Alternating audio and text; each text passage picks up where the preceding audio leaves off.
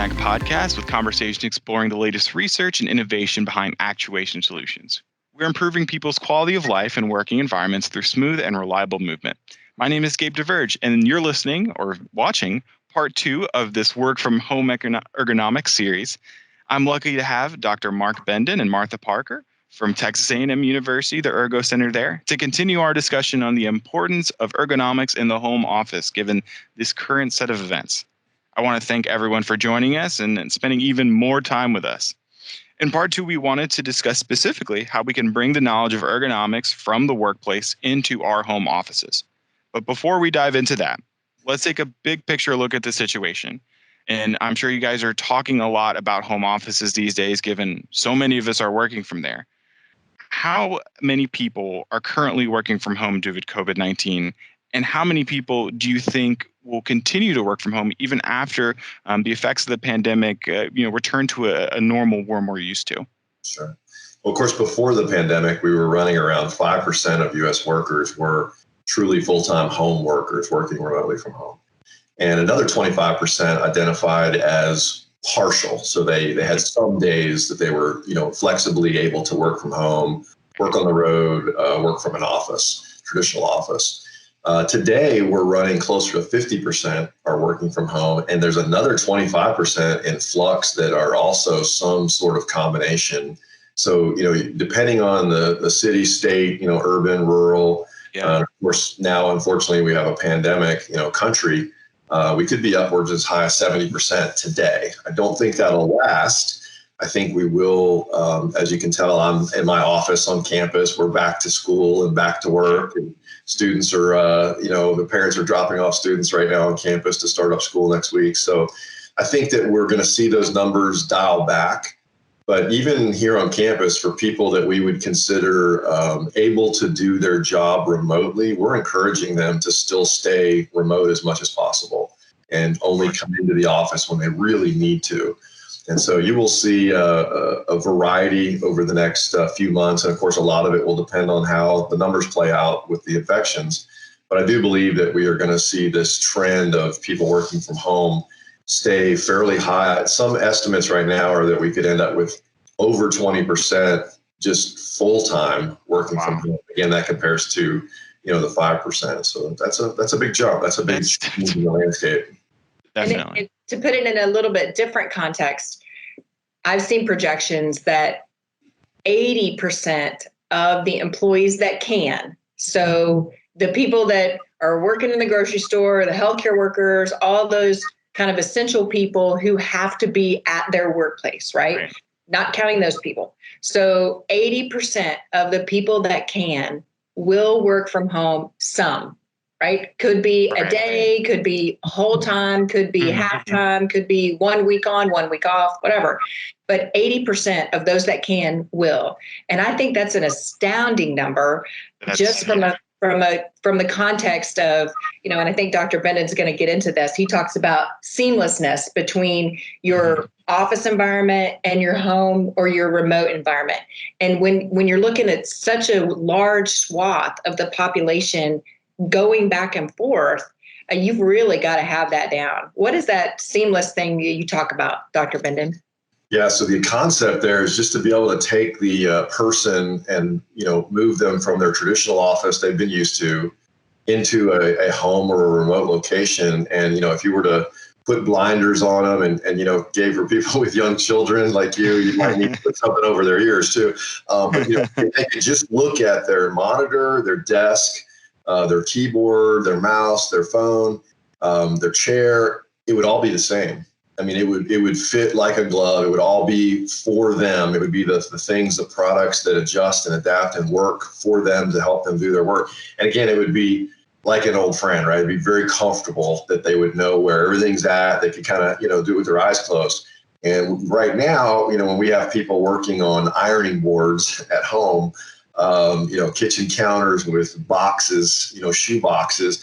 That's not what most folks are experiencing. They're not quite at that seamless level yet. No, that's very interesting, and it does seem like working from home is something we're going to live with for the near future. And we did we covered in part one some of the specific, benefits of working from home. And when we were talking about the seamlessness, I would like to talk specifically about the drawbacks and the difficulties that you guys have seen and heard, or things that people should be looking out for, especially from an ergonomic standpoint or just in general from the working from home, kind of trend that we've seen. Yeah, I guess I want to let Martha cover a few specifics on things like chairs and desks and stuff like that. But I will just tell you that it's so critical right now that we move out of the hack phase, because we've been in the hack phase, right? Yeah, we have. For 6 months now. I mean, really, we've pretty much been in this hack phase, and that it was cute. And it was nice, and it was the right thing to do when we all thought that we were going to be flattening the curve for 2 weeks, right? Go home for 2 weeks, work from home for 2 weeks, Mm-hmm. I have to, be honest with you. I kind of was a little bit excited. I was like, oh, this is cool. This will be great, And I had no idea it would turn into a nightmare. But, that 2 weeks became 2 months, became 6 months. And so we can't just do those little hack things where you stack up old magazines on your coffee table and stuff. We've got to go ahead and plan for this sticking for a while and getting people set up properly, because not only is it good for their health, but from a company bottom line standpoint, it's good for productivity. So we need to look at both of those factors and understand what's going on. And it will cause some adjustments to the way that business owners view a traditional office workspace versus now these remote workspaces. So there'll be some alterations in policy and how companies handle that and pay for that. I believe we will also see eventually, OSHA's been silent on this for years. They've always said kind of, well, if you go home and do a little work at home, that's not your workplace. We don't look after that. What happens at home stays at home. That's right. That's right. Exactly. We don't want to go there. But if half the workforce is working from home, then they may have to change their view of how they do that. Might have to be some alteration. Very likely, we'll see some policy changes too. But Martha, why don't you explain some of those physical items too? Yeah, I think the most important thing, and the thing that gets overlooked in my experience most often, is a space, right? Just as Dr. Benden said, we were told, work from home for 2 weeks. So we didn't really put a lot of thought into what it was going to look like, right? We just needed to get back on. We needed to get back on our email. We needed to get back on the servers. We needed to get back to doing a little bit of work. And then, we had all the kids thrown in and significant others working from home too. We were just trying to make it work, right? And that's where the hackathon came in. And so we've got to take a step back now and really look at our space. And I think that's one of the most important things, is to have a dedicated space for working. This is my working space. This is where I work. It is good physically. It's also good mentally, because when you get in that space, that's what you're doing there, right? Yes. By the way, that also works for kids. So whether you're learning remotely or you're doing part-time or you're taking a class online, as a learner, if you have a dedicated space that is comfortable and customizable and works for you, that's where you need to learn from. That is your learning space, just like we have our working spaces. So the most important thing in that space, I think, is a work surface, right? So if it's sit stand or height adjustable or just a regular desk, having a, horizontal space that you can put your stuff on, you can make everything else work if you have that space. Second is your chair. People are always asking us, what's the best chair? We had a lady at lunch ask us yesterday, what's the best chair? I have this chair. Is it the best? And I was like, sure, maybe. Whatever. I don't know. But it's about fit. It's what fits you. So there are some critical things you want to look at. The length of your legs, your back support, arm rests, the width of the chair, all those things you want to make sure fit you. Then we can work on how the chair and your desk interact from a height perspective. Next is your monitor, right? Dr. Benden, I'm going to turn it back to you to talk about monitors in a second. Sure. And then keyboards and mice, again, fit and then function are what matters the most. And, we get What's the best keyboard? What's the best mouse? And it's really about fit. And there are tons of options out there. And so don't give up until you find one that fits for you. Yeah. Back to you on monitors. On the monitors themselves, there's a lot of questions right now with people using a lot of monitors, and in my opinion, too many. And when I say too many, I mean more than one is too many. So I prefer one large monitor centered on the G&H split on a separated or split ergonomic keyboard with a palm support, and then of course a mouse that fits you. So an upright mouse, it tends to be one of the more popular ones right now. It looks like you're shaking hands with somebody instead of pronating your hand down. The other thing is that the mice themselves do come in sizes when you go to a reputable company that makes aftermarket mice. And so you'll find, small, medium, large, extra large, and you can size that mouse according to your hand. That will make a huge difference in comfort throughout the day. And then the other thing, I mentioned that seamless issue. You need the same keyboard, the same mouse, right? Preferably the same monitor at home and at work. Now, even if you've got a desktop running that keyboard and mouse at the office, and you've got a laptop that you use in your home office, they all need to be connected to the same type or style of keyboard and mouse. That's really, really critical that you not be using those laptop keyboards or the laptop monitors. They need to be in a docking station. That's for the CPU only. And you need a real monitor, right? A larger monitor that you can put up at least 2 applications at once, full size, 8.5 by 11 size, and have those open simultaneously. The distance for the monitor is really critical. And so we run into several things with monitors that cause problems for people in the office, but also in their remote offices. And the height is the number one. So height means too high, right? These monitors we've got nowadays are huge. And so when people are sitting, particularly when we all start by the end of the day slouching and slumping, we get lower and lower in our chair, right? We think it's like gravity sucking us down, pulling us into the earth. But the monitor is typically too high. I just don't run into situations anymore, except maybe with Shaq, that the monitor is too low. They tend to be too high, set up too high. So bring the monitor down. For most of these larger 20+ inch monitors, essentially the bottom edge needs to be almost touching the desk surface. That home row, that keyboard that I talked about should be at your elbow rest height. So when you relax, sitting up in your chair, where your elbows fall, that height is where your home row should be on that keyboard. And so if you can get that monitor at a good height, a distance from you would be probably 2 feet is the absolute minimum with these larger monitors. If you've got multiple monitors, you're probably looking more like 3 feet. And if you think about that for a second, what we're talking about now is that to get it at a proper distance so you don't look like you're watching a tennis match, right? Looking at your monitor. We need to have the monitor set up far enough away that they're in your field of view without having to turn your head. That's tough when you have 2 or 3 monitors because, again, you're going to need about 3 feet away. Most of the desks that are made today, are stepping back. They're like showing us for those only listening. 24 inches deep, So if you set a keyboard on there, your fingers are going to be, 12 to 18 inches from the monitor. Your eyes may be 20 inches. You're probably a foot or more shy of how far away you really should be. So that's a big issue with positioning in the monitors themselves. No, that's fascinating, and honestly, definitely goes against what I have. So I have to make some changes.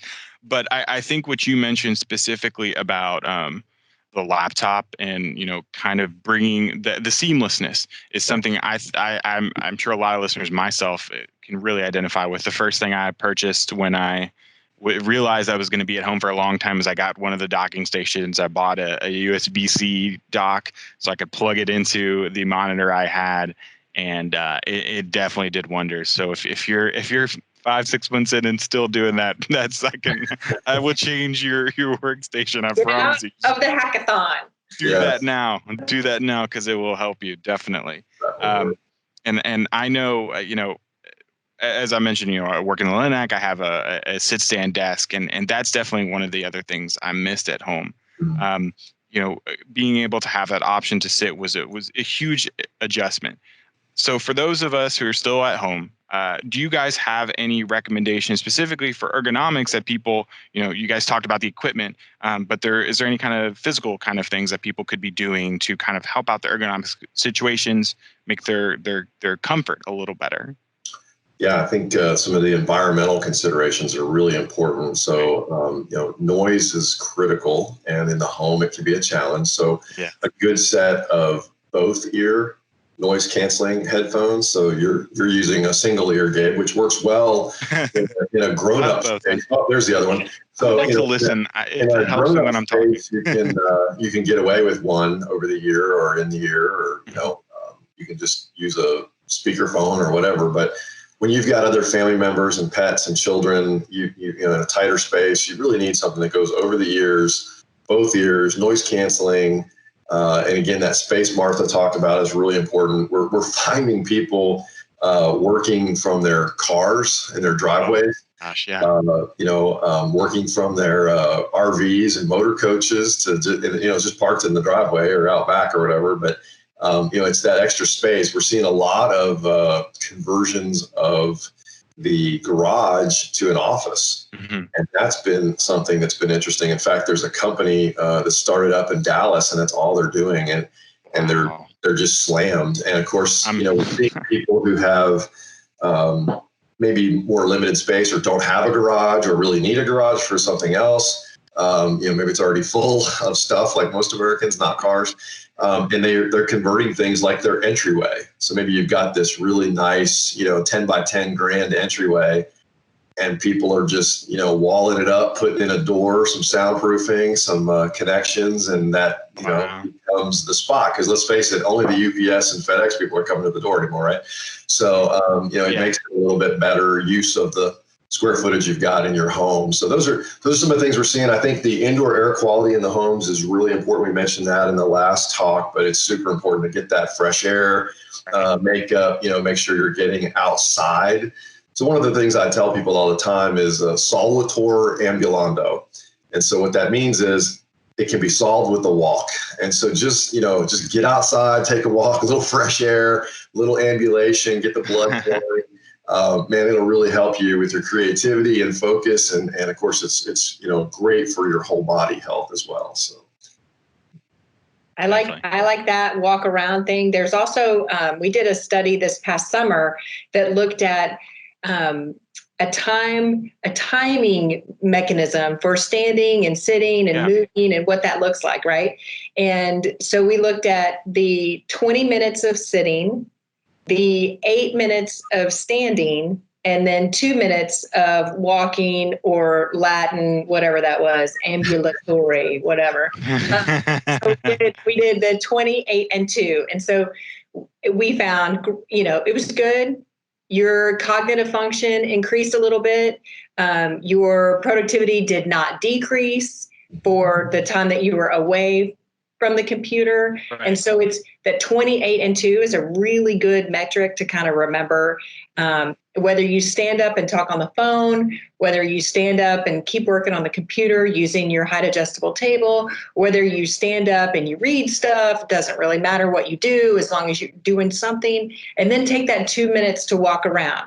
Used to in the office, we would walk down the hallway and go to a meeting. We would walk down the hallway and go to the bathroom. We would walk down the hallway and get some water.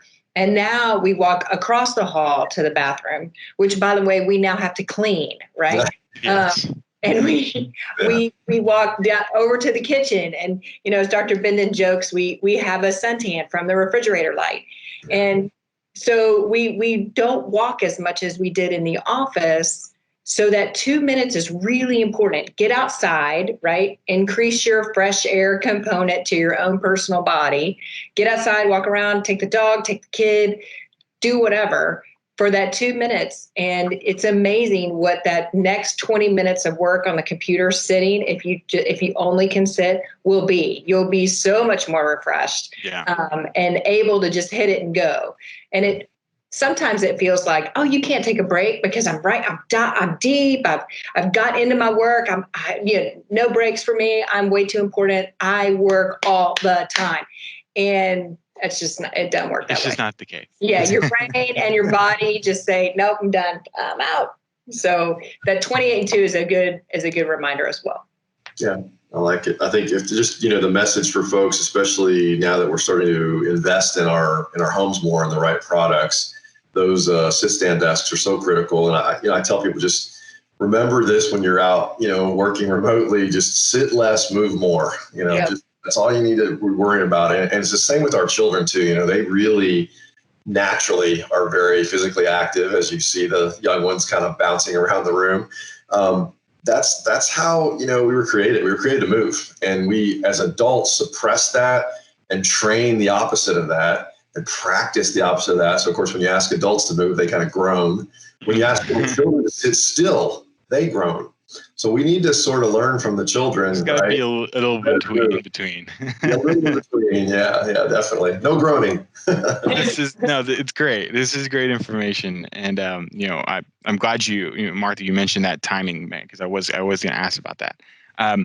When you take that 8 minutes of standing, when you take, 8 minutes, 15 minutes per hour, however you do it, do you guys have any recommendation for, how to stand? What's the best way to stand? Footrest, no footrest, that type of thing. Any recommendations on that front?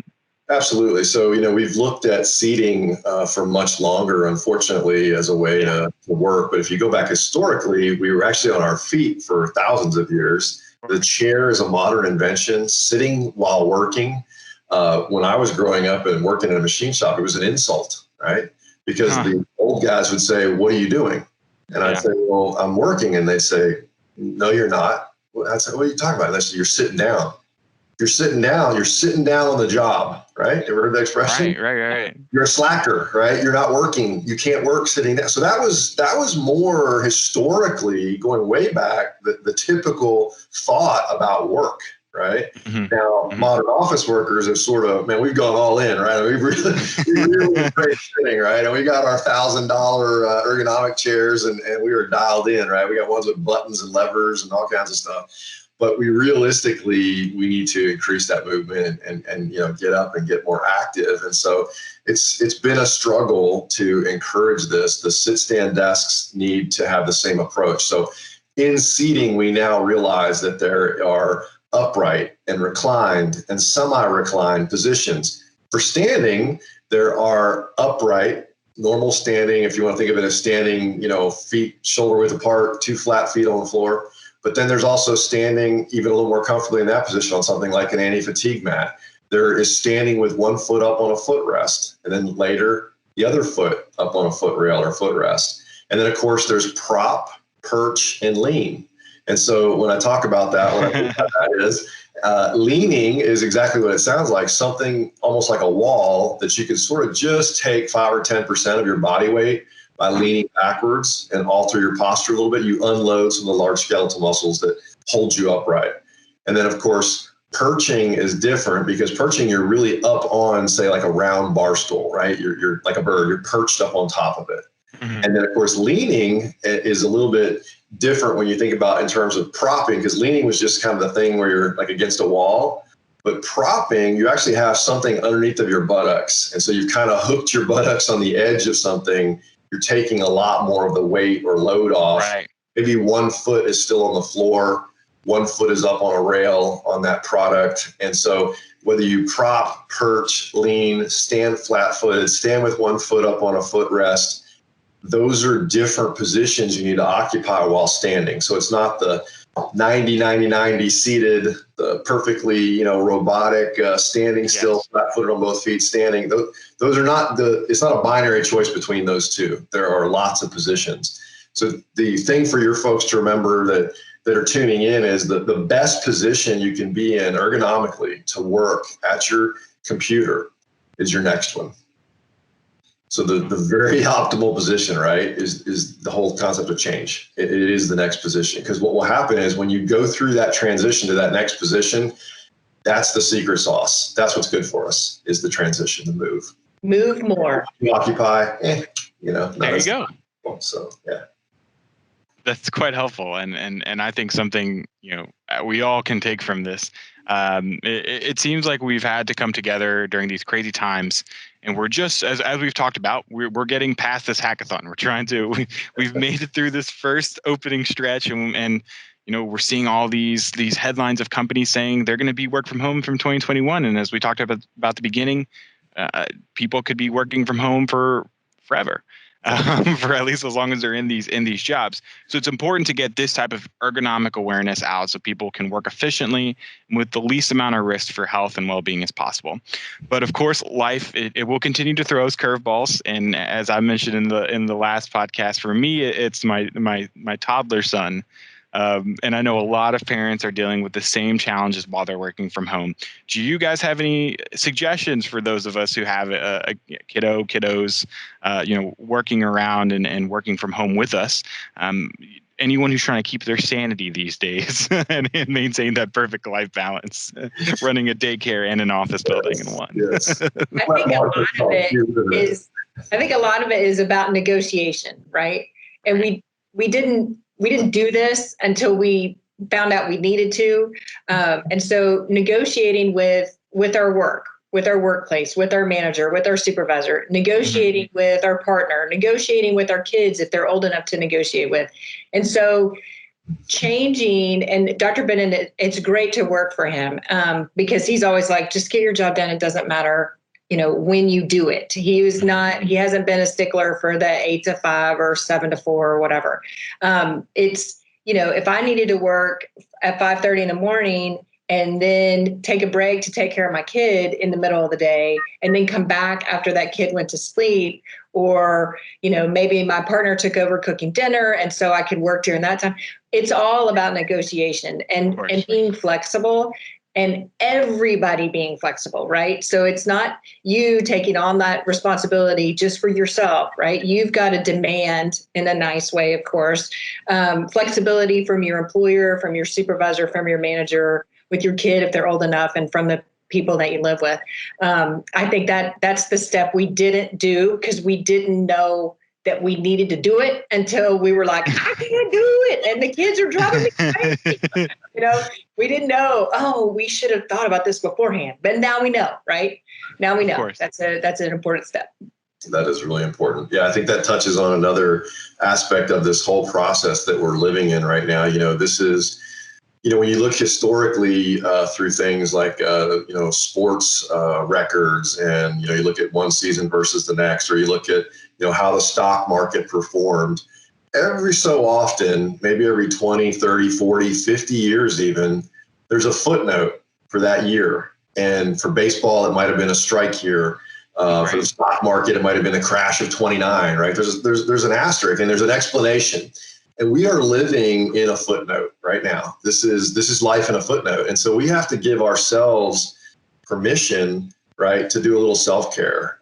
We need to, of course, worry about our physical health, our nutrition, diet, exercise, that sort of thing. But we got to go beyond that. And we really got to be checking our emotional and our spiritual health, because that all ties into our well-being. And you just can't kind of do one without the other. Now, the good news about this with families and of course, children and stuff is that there is a whole host of research out there on kind of quantity of relational experiences with close, loved ones. I know we always try to push quality, and people like me who work a lot would say something like that. Well, I have quality time with my children because but there really is some good evidence that quantity is also, right, familiarity, being around them, being with them, is really important. And parents are getting that right now. They're getting to spend more time with their children. So it's hard and it's frustrating at times. And of course, we're dealing with a lot of external demands and deadlines like schoolwork and, this is due on that day. And of course, things tied to our own work. But there are some real positive pieces of it. We just have to kind of train ourselves to latch onto some of those and not so many of the negatives, because it is like I say, it is a tough time, and there's a lot of anxiety and a lot of stress, a lot of depression, and we need to do what we can in our own homes and with our own friends and family. And part of that is not social distancing, but physical distancing. We have to be physically distant because of this stuff in the air that we breathe. But we don't have to be socially distant from people. We can still connect with people, even online, preferably not through social media, but through things like a phone call, right? We can still make those connections. No, definitely. And that's all great information. And I definitely identify with the fact that it's like trying to find those positives, especially dealing with children. And, this is not ideally, this circumstances is not the best circumstances, Right. but I wouldn't have predicted a year and a half ago, or when my son was born, that I'd be able to spend 4 or 5 months with him, in such a critical time in his life. And, obviously he's not going to remember, but it's a unique blessing, definitely. This has been a fantastic conversation with both of you. I want to thank you both again for your time. And while I wrap things up, I wanted to know if there's any, short mottos, punching points, any sayings that either of you have that we can go off on and kind of wrap this thing up. Martha, anything? Mine is communicate. We all have a tendency, I think, especially in this unprecedented time. I swore I wasn't going to use unprecedented, but I just did. That we all tend to hole up and not talk, and not let people know what's going on with us, not let people know what we need, not take care of ourselves. So I think communication is a really big tool now and in the future. So I would say communicate more. Definitely.